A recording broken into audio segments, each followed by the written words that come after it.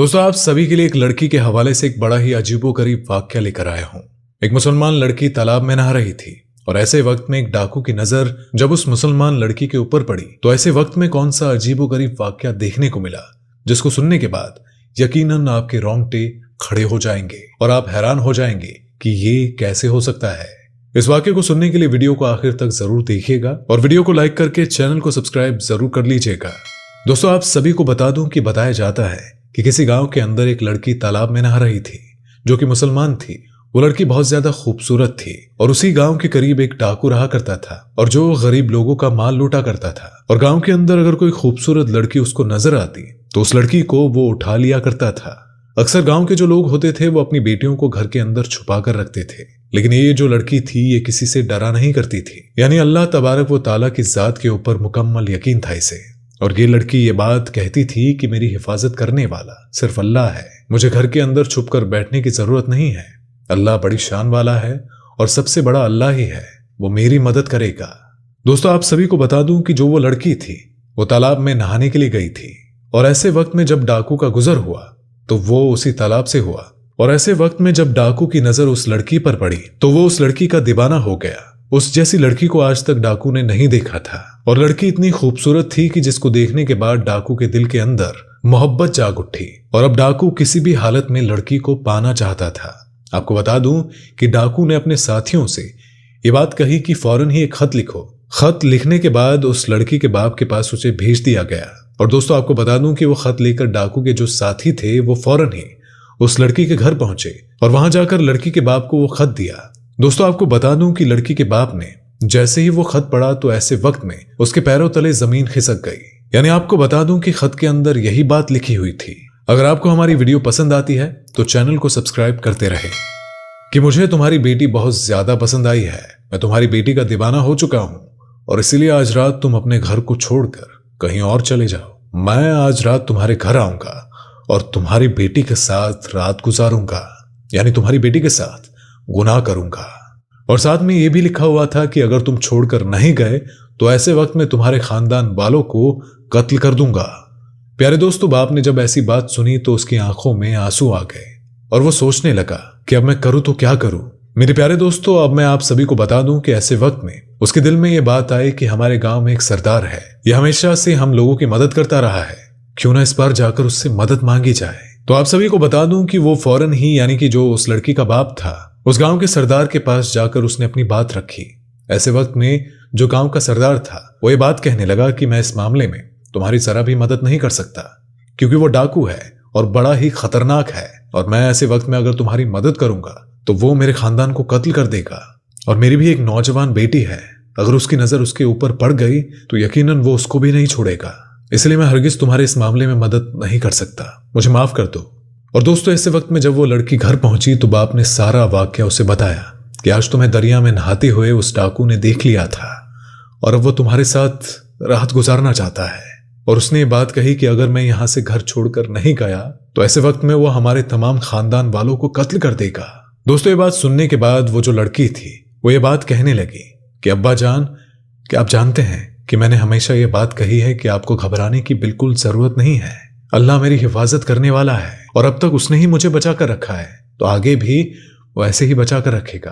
आप बेफिक्र होकर घर छोड़कर आज के लिए मत जाइए, यकीनन जो होगा वो बेहतर ही होगा और अल्लाह जो करता है वो अच्छे के लिए ही करता है।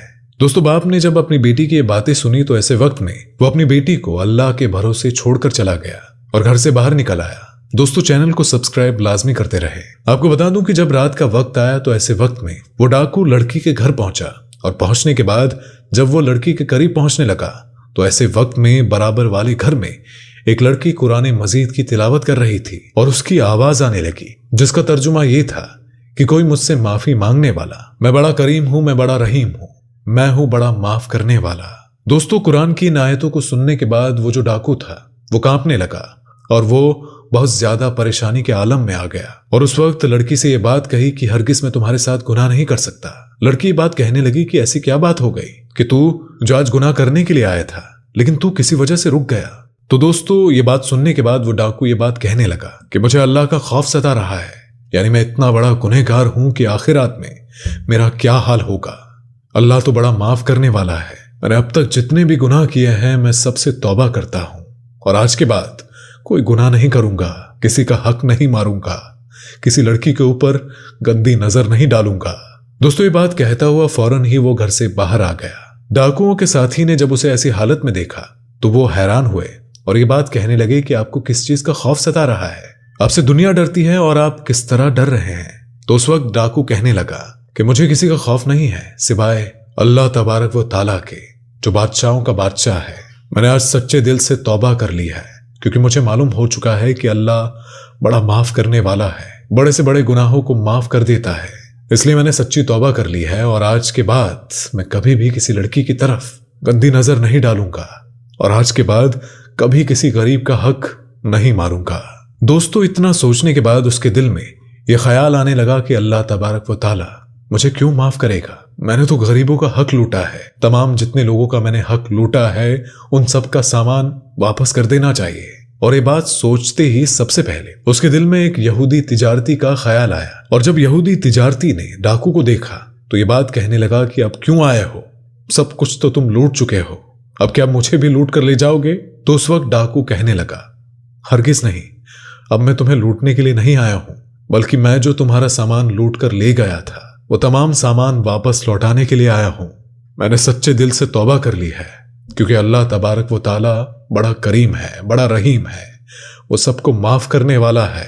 मैंने जो गुनाह किए हैं मैं उस पर शर्मिंदा हूं, इसलिए तमाम सामान लौटाने के लिए आया हूं। दोस्तों ये जो यहूदी था वो फौरन ही ये बात कहने लगा मैं तुम्हें तभी माफ करूंगा जिस वक्त तुम मेरा सामान लूट कर ले जा रहे थे। तो डाकू कहने लगा हाँ हाँ मुझे बताओ ये वो कौन सी बात है जिससे तुम मुझे माफ कर सकते हो।